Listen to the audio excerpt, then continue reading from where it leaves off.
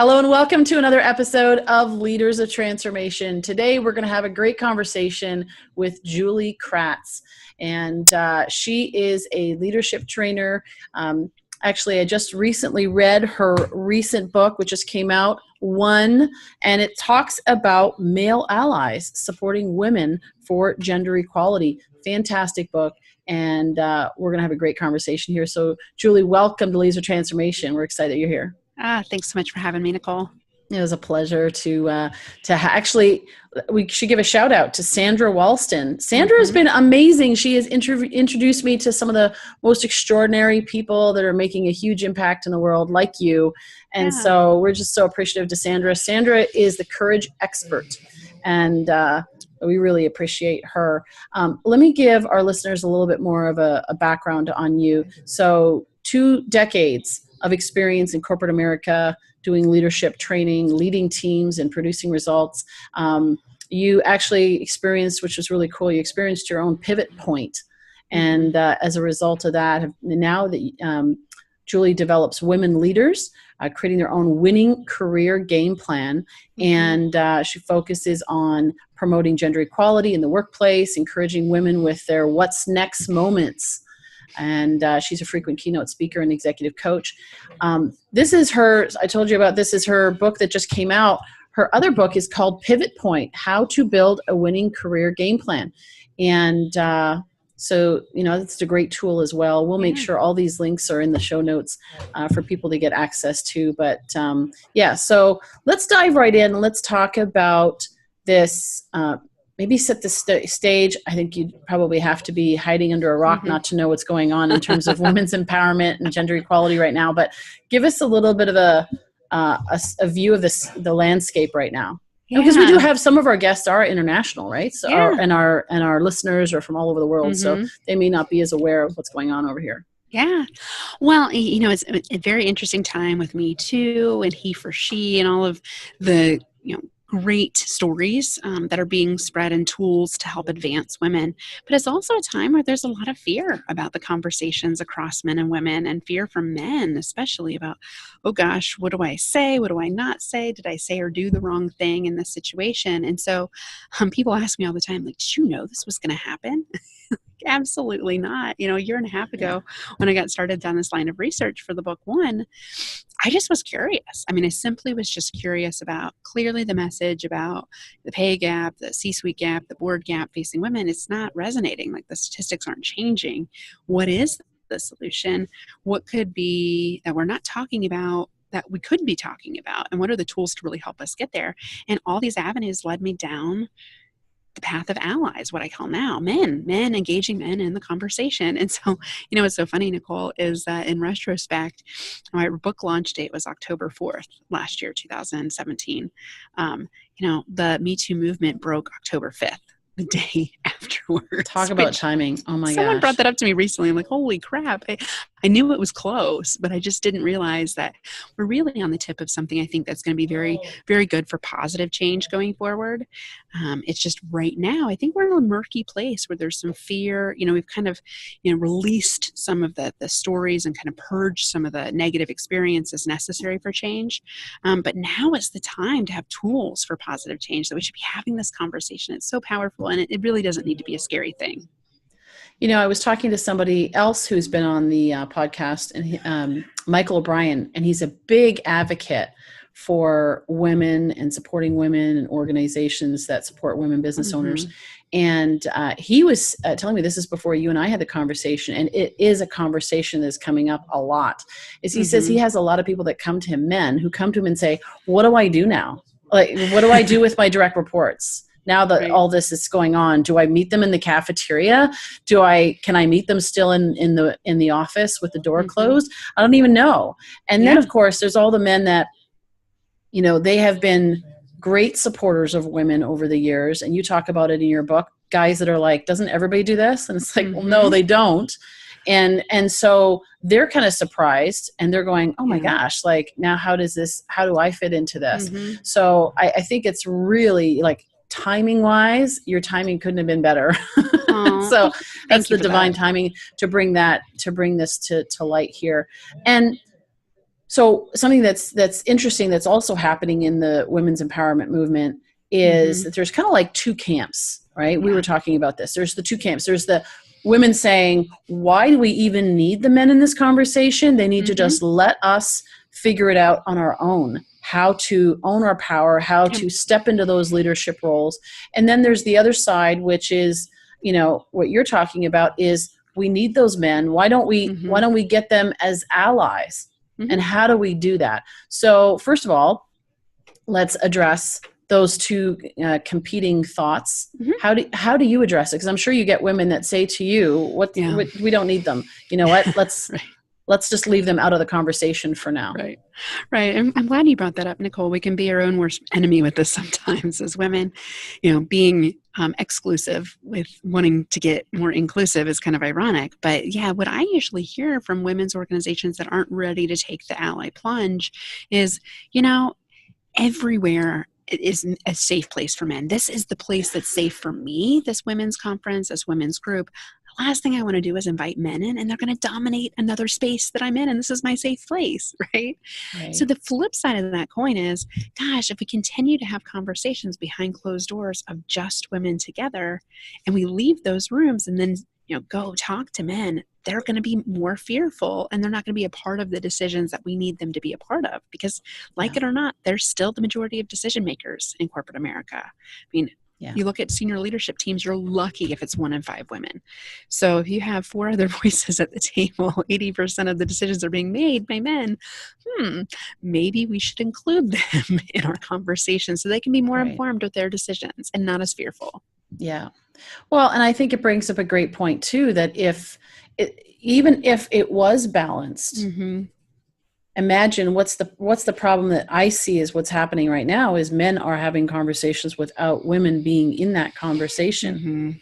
So if we do the same thing, then we still have two camps discussing things separately and then thinking that we're going to come in, we're going to come together.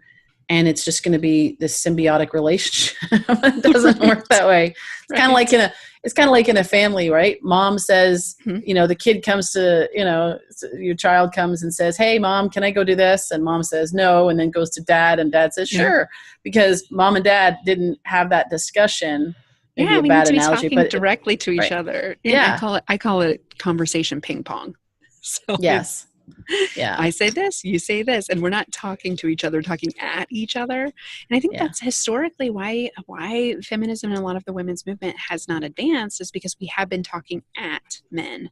The fact that it's synonymous with man hating. I mean, I am a diehard feminist. This is not, I'm definitely want to be included in the movement, but a critique I would say is that we have not included men, and we've created more fear around saying and doing the wrong thing. And now is really the time that I think the awareness is there that things aren't getting better. In fact, there's a lot of painful things that are happening, and men are saying, this isn't cool. I don't want this to happen to my daughter. Even if I don't have a daughter, I care about women. It's the right thing to do for humans. I can't believe what's going on. I've got to help. I can't stand by and not be a part of this anymore.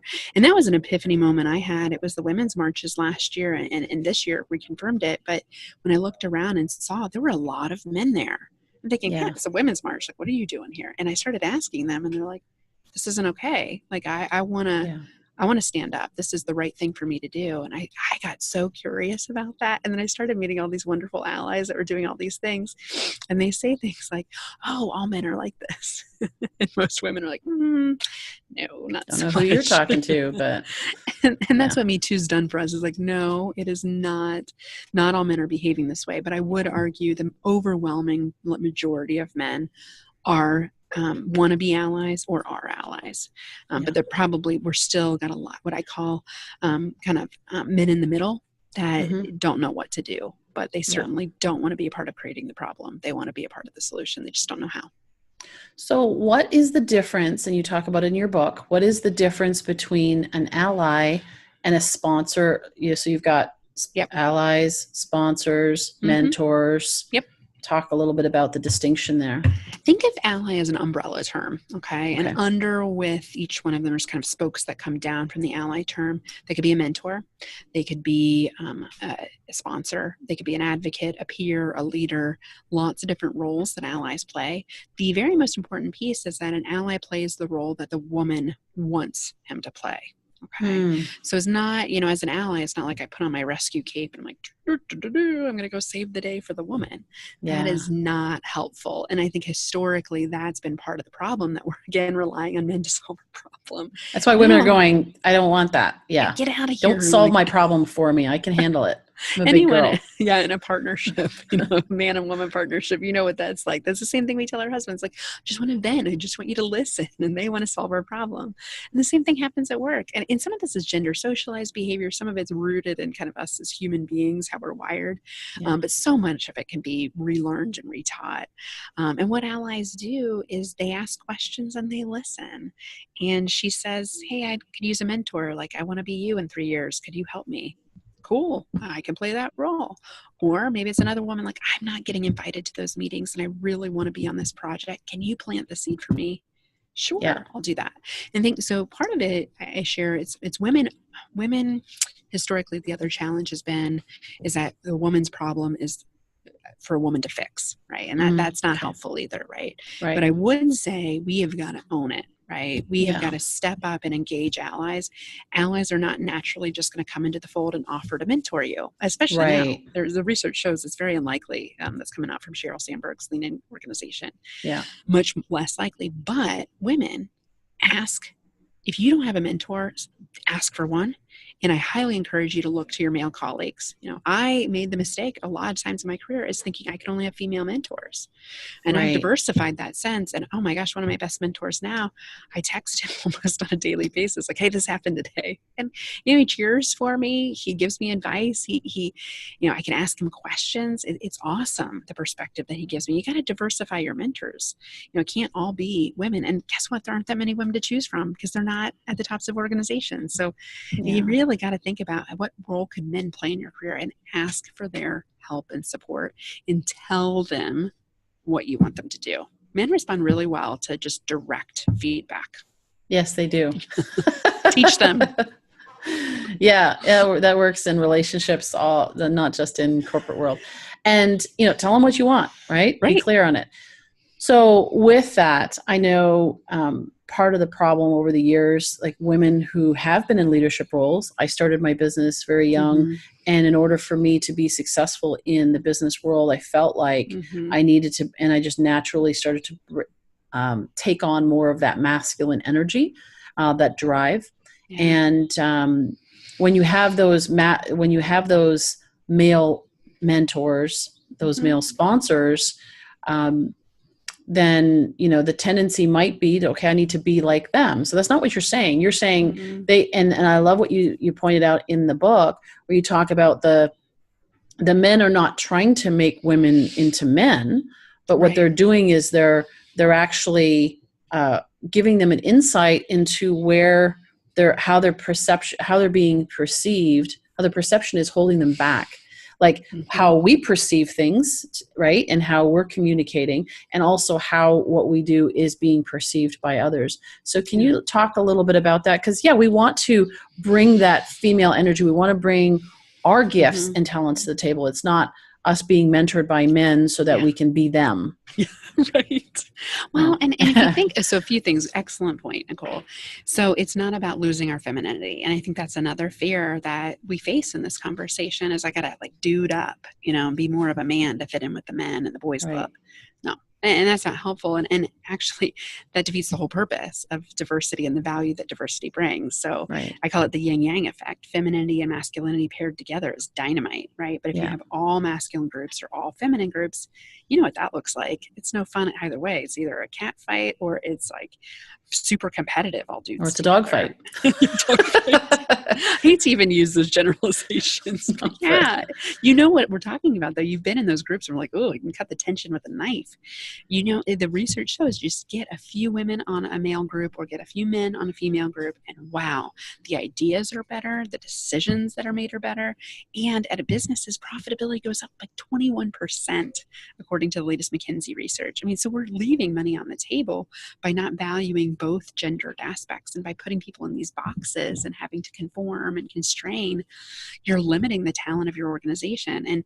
And so much of the research that's being supported now is showing the reason why women, high potential women, leave organizations, especially in the middle part of their career, is because they don't feel valued. They don't feel important. Yeah. They look around, they don't see anyone that looks like them. And as humans, we are a tribal species. We are meant to surround ourselves with people that have similar values to us and look like us and resemble us. And when women are continuously the only woman in the room, it's exhausting. It's taxing. And they leave. And organizations like, well, we don't know why she left. She said it was because she was having children or whatever. She needed work-life balance. Like, that's not the real reason. That is part of it. And I am a big supporter of women making choices that are aligned with their personal beliefs. And if that means taking a time out with your children, absolutely zero judgment here. But I don't think that's what's really going on. I think for a lot of women, what they tell me is, I didn't feel important. I didn't feel valued. I was exhausted trying to be this person at work that I really wasn't. So let's embrace the aspects of women leaders that they bring to the table. We're more collaborative, we're more inclusive, we're a lot more empathetic, and we are really good at multitasking. I mean, there are certain genetic things that we have, values we can bring to the table, and then leverage the strengths of our masculine counterparts. Let's stay in our lanes, be who you are, who you're meant to be. Don't try to be somebody you're not. That's just too exhausting. Well, speak to the ROI, because you mentioned it there, 21% increase.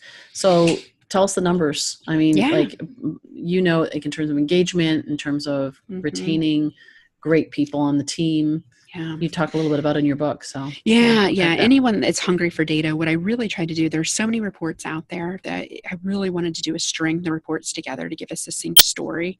And the 3 go-to resources, if you want to arm yourself with some facts and start the conversation in your organization, a best place to go is to McKinsey, their Women Matter report that they do every fall, and their subsequent diversity report that they put out in January of this year.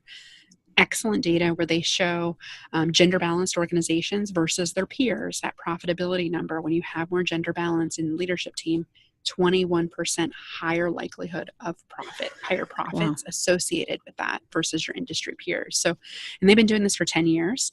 The latest report it's very unfortunate. It's unsettling for me because they're concluding that it's stagnant, if not getting worse for women in leadership roles. Oh, wow.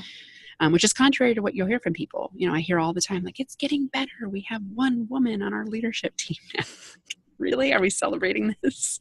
And let me guess, she's in HR or marketing. Oh, well, yeah. I think we need to ask ourselves for a bit more than that. That is not okay. And I commend positive progress, but man, we have really got to accelerate this because it's going at snail's pace. And where they show pay equality even happening is 2059. Most of the other great body of research is the Pew Research Center has a great annual report they do on the pay gap, and they analyze it by role and by pay grade and try to equivalate similar work as much as they can, male to female. And the best range is like 78 to 82%. Where I live in the Midwest, it's more in the lower 70s. So we've really got to ask for more, because I think that's the part that, like, you ask any man, they don't feel good about that either. Like, I don't want to get paid more just because I'm a man. And so it's not a zero-sum game. Women not obviously being compensated fairly is not good for women economically, but it's also not good for men because they don't want to be a part of that. Yeah. Yeah. And then there's some resentment that, because women know that and they don't want to be part of that. And because it really has nothing to do with them. They may not be making those decisions. Now, part of that is negotiation and women, not being willing to negotiate, for their own pay raises and so forth. So that's an issue. But there was something you said there and I forgot the question. I was going to ask you something about what you just said. While you're thinking about that, Nicole, I was just thinking, that you're great point on negotiation. And this is another one women have to own, is speaking up and asking for it. Yeah. Unfortunately, there's a negative perception associated with that. Mm-hmm. When we speak up and ask for it, when a man does it, it's totally fine. But when a woman does it, it's like, ooh, she's being aggressive. Those words aren't used for men. We don't call men bossy. We call women that, or little girls that. So we kind of condition this behavior. So the research shows that women, in fact, are 4 times less likely to negotiate than men. And you even say the word negotiation around a group of women and they're like, yes, like run and hide. I don't want to do it. We collaborate, we mediate. Negotiate's a different term. Yeah. Negotiate means actually, for many, I know it means like, I'm going to take something. It's that zero sum, right? It's the win-lose. My pie slice is bigger than yours, right? And I like to think about this equality conversation as, how can we make the pie bigger, right? It's not a slice versus slice thing. And again, back to that research about profitability, you have men and women working together. There's more seats at the table. Yes. Right? It's not a man losing his seat to a woman. I think that's the fear too. It's like, great, because I didn't ask for this privilege. I was just born this way. Like, this isn't fair that I have to give up something, so that the diverse candidate has a spot. No, we're going to make better decisions together. We have better ideas. We're going to grow together. So let's make that table bigger.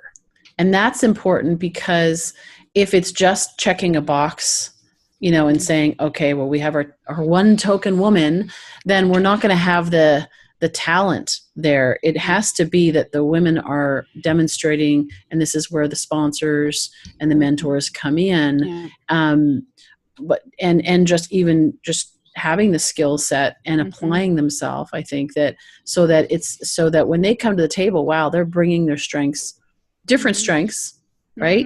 I mean, they're much better, like you said, very empathetic and collaborative and all of that. They can bring those skills, we can bring those skills to the boardroom table. Now, I can hear some of the argument might be, if there's only this many spots on a board of directors, then I am losing a spot to a woman if there's going to be more women. There's less spots available for men. But then again, if you're looking at strengths and talent, who needs to be at that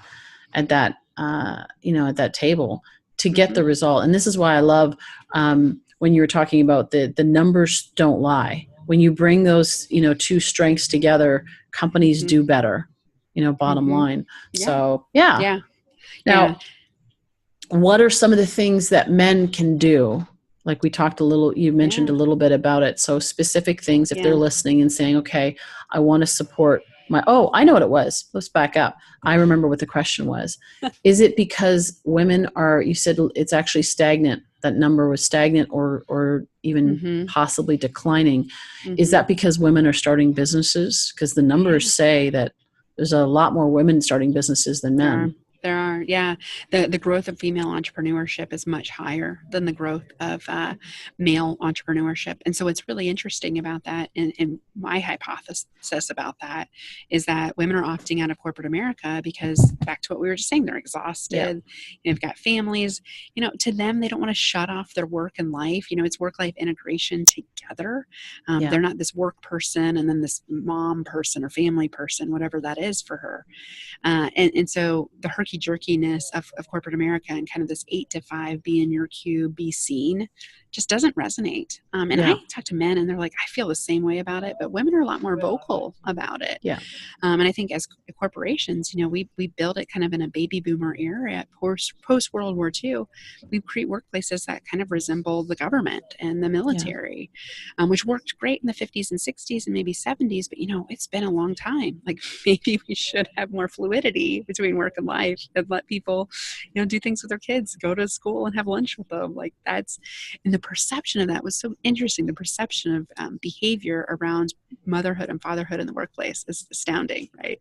Remember men being like, oh, I'm going to go have lunch with my kid. And everyone's like, oh, you're such a great dad. We dote on that behavior. A woman does it. Yeah. Oh, great. How often is this going to happen? How committed is she? right? Right. It's the same thing, but we all have this unconscious bias. So that's another Yeah. thing operating at the table that I would recommend for men. There's this amazing study that Harvard's doing right now. It's free, so you can do an implicit bias test. If you just search Harvard implicit bias, it'll pop right up. It takes 5 minutes. It's very interesting, but it tells you how much bias you have around gender roles or race. Has a whole bunch of different variables. I find it astounding. Mine's actually kind of flip-flopped a bit against the bias just because, it resembles my life and what I do. But I actually associate women more with family, or with career rather, and men with family. But that's kind of my life. I have a stay-at-home husband. So, but a lot of people have more bias around women, family, man, career. And so that shows up in the workplace, and all these behaviors and biases that prevent women from getting promoted, prevent women from getting pay increases. All these things are noodling in our head and affecting our behavior. But it's not blatant bias. Like in the 1980s, I use the example of a woman can't do this job. Like very rarely does anyone say something like that in the workplace, and that's clearly not okay. Yeah. The unconscious piece, the things that we're thinking but not saying that are affecting our decisions, that's where the real work needs to be done. So I invite allies into, assess your bias, get a handle on it. We've got it. I have it. I'm not perfect. I make mistakes. This isn't a perfection thing. You don't have to have it all right, but check in, get some data, get some feedback about your behavior. And then you can know how to change it. Maybe it's something what allies share with me all the time. The easiest thing to do that men can do is just listen more. Just listen. And that's what they say. Like, I ask questions and I listen. Sounds simple, but I bet you can do that more as an ally. Right. Well, and like we were talking about earlier, men like to solve problems, and women are like, just listen to me. I just want to, and they're like, okay, it's the, okay, honey. Yes, honey. Right. At home, that happens. That is in the workplace. They're going, oh my gosh, I want to get results. What's interesting that I notice, and I've been talking a lot about this lately, because I noticed this distinction between the entrepreneurial time system and the employee mindset. So, and you were talking about 8 to 5, be there, you've got to be seen because that's what you're getting paid for. That's a employee mindset, right? That bureaucratic mindset. And as an entrepreneur, I think that if we were to bring those entrepreneurial skills into the workplace and realize that, bottom line, is it the number of hours that I'm here that you're really interested in, or is it the results that I get? Exactly. Look, if I go and have lunch with my kids and I get everything else accomplished in the other, time when I'm here, does it matter? Right? Like, what do you want? I remember there was years ago, I was working with lawyers in this on this project, and they moved while I was working on this project. They moved to a large firm and very bureaucratic, and they had created this unique position for me where I was. They just basically wanted the results. So, I was on average, I was there about 3 days a week, and I didn't want to be there, of course, all the time and everything, but I got the results. I probably got because, there would have probably had to hire 2 people to do my work. So even in that time, so I was super, super efficient, but I was only going to be there 3 days a week because that was all I was willing to give that project. And when we went to this big law firm, they were like, well, that doesn't, like, why would we pay that much for you to be here only 3 days? And I said, well, so you want me to be here 5 days, pay me the same amount, get the same amount done, but just stretch the time out to 5 days. Right. That doesn't make sense. Why do we need to do that? It's the result. It's not for me, filling a desk. In fact, you'll save money because I'm saving you on all the, I don't know, whatever power and whatever else. Overhead. Yeah. But whatever, like, for me to be there. And so it's a different system. And I think we're moving away from that trading time for money and just put your time in. As a company, what does a company, want? They want bottom line increase, their profitability. They want to be profitable. They want to be productive. And if we can do that, one of the things you mentioned in your book, I loved that there was a lady that you just described in the book that was going for a position. And she said, look, you're putting me potentially in a leadership position. You've got to trust me that I know where I need to be in order to get the job done. And if that means on Friday morning I'm doing something with my kids, or she was going to church or something, then just trust me. If you trust me to be in this position, then you trust me to know where I'm supposed to be. And then I will get done what needs to get done. And I love that. What if we were to move? And I think the guys would appreciate that too, right? Yeah. Oh, yeah, absolutely. We all want to be trusted. We all want to have autonomy in our positions. And that's why, the engagement surveys still show 2/3 of Americans are disengaged in their work because of all the things you just said. If you don't feel trusted, that is a huge, huge need as a human to go into a workspace where you feel safe and trusted. Yeah. So what signals are we sending that you have to be there from 8 to 5? And this isn't a woman's issue. I mean, this really is it's a personal thing. Your personal time is important to you. And it doesn't need to be compartmentalized and bookended in a day. It can be integrated. And that's probably the number one thing I love about having my own business now. I definitely hit that wall in corporate America. I was like, I cannot go to a cube factory every day and just crank out work and be seen even when I don't have something going on, when I could be doing things that are more purposeful. Yeah. And so what I love about the work I do now is, I get up, I do work every morning, even Saturday and Sunday mornings. It works for me. But there's chunks in the day where if it's nice outside, I'll take my daughter to the park and I feel so refreshed and recharged after that. My productivity goes up. If I was sitting there having to hammer through something in the afternoon lull, and how good is the quality or quantity of my work? Sure. And I think if we have really good metrics, and this is where we're getting with technology now, I'd encourage employers, think about what are the metrics you can track your team to know they're being successful, real time, and make sure that's that real-time feedback mechanism to their work. Yeah. Who cares when they're in the office? Who cares if they're at their cubicle or not? Evaluate them based on metrics that show they're doing the right quality and quantity of work. Yeah.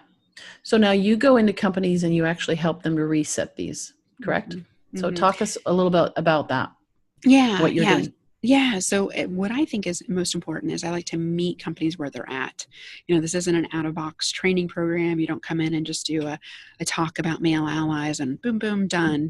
Allyship grows. Check the box off. Yeah. No, unconscious bias, same kind of thing. There's a lot of companies that check the box and do that. I think all of those things are important, but it's a system of events. To create positive change, you need to see a series of events that are connected and holistic to one another. And so what I like to do is gather data up front, get some perceptions, get some assessment of where we're at currently from the leadership team and from employees, package that information together in a very safe, anonymous way, filter those decisions, make sure that we have a roadmap for where we're going with diversity and inclusion and equality and allies. And let's create a series of development opportunities for your team to engage.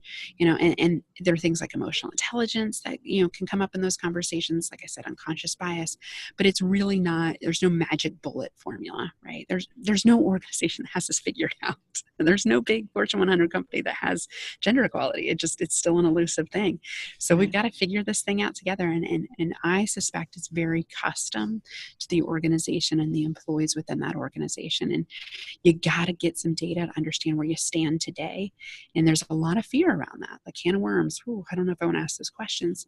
Well, if you're not asking them, it doesn't change the fact that people are still thinking those things, right? Wouldn't you rather know than not know? And now is the time. And if you show your employees we're committed to this, we're going to do this over time. Our 3-year plan is this. This is where our goal is.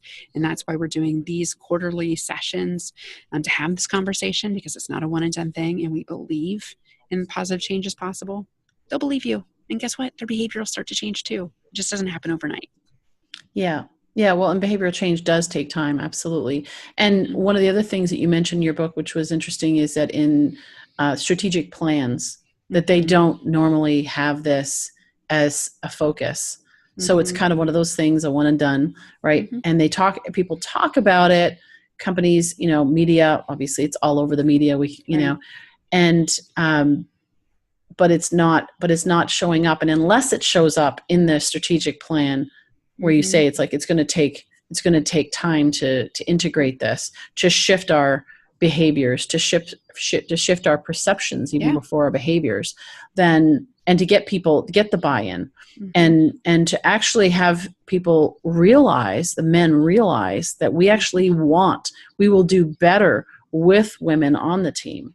That in itself, just having them realize that for the ones that aren't the naturally, supportive males, then for those to realize and saying, wow, you know what, I want to drive results. I'm a performance driven guy, well, then you want your performance to go up, get some women on your team. Right. One of my favorite stories that came out, surfaced after the book on one of our podcast episodes, was a gentleman named Doug, and he's in a cycling team, and it was all male cycling team. And he said, man, it was like we were competing with each other. Like the culture of the team was not good. And anyone that knows about cycling, it's a team effort, even though it looks individual. There's all these different roles, and you're helping each other. It's a strategy thing. And he said, we got one woman on the team, and holy smokes, it completely changed the dynamic of the team. All of a sudden we're collaborating. All of a sudden we're communicating. All of a sudden we have a common goal. Just one woman. Just one woman. And so I'd encourage you to be open-minded to that. For allies out there that are on the fence about why this matters or why now is the time, just take a chance. Bring a woman into a meeting that normally wouldn't be there. Engage with somebody different than you and ask them what it's like to be a woman at this organization at the time. Yeah. A simple conversation like that, I promise you, will result in an incredible amount of understanding and personal gain. You will get more. The research shows allies get more out of the relationship than actually women do. They benefit from that diverse perspective, from those leadership skills, from being around. You know what it's like to be around somebody that's different than you. Don't you just feel amazing afterwards? Yeah, you're expanded. Yep. Same goes. That's the same thing. Actually, in the beginning, when I started this podcast, I had somebody that said to me, you can get 1 million downloads all in LA, and I was like, yeah, I probably could. But then we'd be in our little bubble and everybody thinks this is how the world works. And let me tell you, this is not how the world works. Right? I mean, I'm from Toronto, so even coming here, I can, but you're in the Midwest, right? It's different. It's like, thank God the whole world doesn't operate like they do in LA. So, And same as Indiana, we've got our own challenges. Everybody has their own challenge. Exactly. And so even internationally, I mean, we've got listeners in over 100 countries. Everybody's coming with their different backgrounds. And so you get that diversity of conversation. You start to expand your vision about even what's possible. That's where innovation happens, creativity happens. So true. Yeah. So where do people find out? I know your website is nextpivotpoint.com. So they can go there to find out more about it. You also have your book, right? Yes. So it's on Amazon. Your book is on Amazon. Awesome. And congratulations. Yeah. When did that come out exactly? It came out in October 4th. So we're about 6 months old now. It's exciting. I mean, just seeing the feedback. We've had people reach out from Hong Kong, from Australia, and it's really interesting just to be so connected to people around the world, like you were saying with your podcast. It's been so eye-opening, this journey, and just people sharing their stories. I read the book and I told my boss that he interrupts me. And it's helped us have a better conversation about it. And he responded really well to the feedback. And guess what? He's not interrupting me anymore.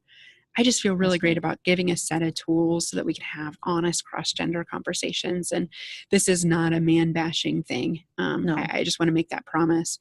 But follow. We post on social media every day.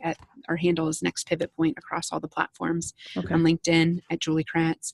And if you want to follow our blog, we do a bi-weekly blog series on leadership and career and equality topics that are very relevant. And timely to where organizations and individuals are.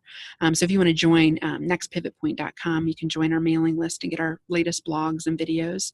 And you can actually access all the interviews and our podcast that continues to do interviews about this subject. So if you liked what you heard today, there's a plethora of content out there and a workbook that you can actually work through it on your own. I love it. This is so great. And what I love also about this book is it's thin. It's you're in the sense that you're not, some guys, guys are like, I hear you. Give me the executive summary. And, this is strategies, ideas, and stories for leaders to partner together. And what's great about it, when I say it's thin, it's like you go right to the point. Like you don't mess around with, a lot of fluff. This is solid content here. And I really, really got a lot out of it. And it comes from your experience, because clearly, you've been there, you've been on both sides of this, not only training, but even being on the other side where you've had mentors. You talk about your own stories, having mentors and sponsors and the impact that had on your career. So really, really Thank you. recommended all our listeners, to go and get a copy of it. We'll make sure all the links to those resources that you mentioned are all on the leadersoftransformation.com, or of course you can go to nextpivotpoint.com and get that information. Julie, thank you so much for being here and sharing a little bit about this. There's a whole movement that is happening. I'm hearing it more and more often. Women are showing up. Recently, I interviewed Dr. Shawn Andrews. She talked about it. Yeah. Her book, Power of Perception.